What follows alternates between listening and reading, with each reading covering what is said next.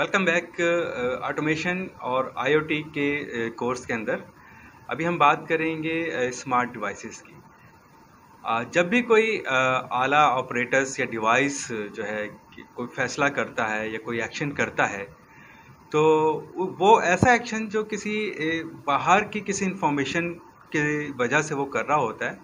तो ऐसे आले को या ऐसे डिवाइस को जो है के नाम के साथ एक लफ्ज़ स्मार्ट आता है।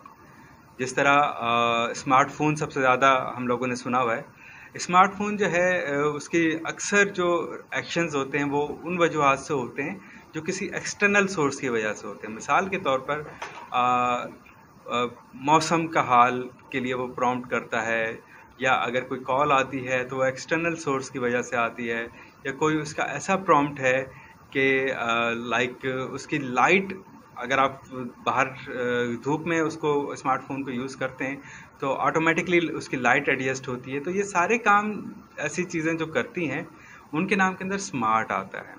अच्छा, स्मार्ट के नाम से ज़ाहिर है कि जी स्मार्ट जो चीज़ होती है वो अपना बिहेवियर, अपना जो उसका जो काम है, जो उसका तरीक़ाकार है, उसको माहौल के मुताबिक चेंज करने की सलाहियत रखता है कि माहौल के अंदर कुछ चेंज आएगा तो उस स्मार्ट डिवाइस के अंदर भी वो चेंज आएगा, वो अपने आप को बदलेगी।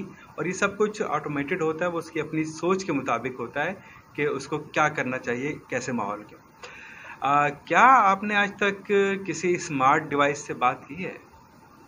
अगर आपने एंड्रॉयड फ़ोन या एप्पल आईफोन का इस्तेमाल किया है, आपने सिरी से या आपने अमेज़ॉन से या आपने अलेक्सा से या आपने जो है गूगल असिस्टेंट से अगर बात की है, तो डेफ़िनेटली आपने किसी स्मार्ट डिवाइस से बात की है। और स्मार्ट डिवाइस से बात करना कैसा रिलैक्सिंग होता है और कितने आसानी हो जाती है, ये तो आप तजर्बा करके देख सकते हैं अगर आपने बात नहीं की।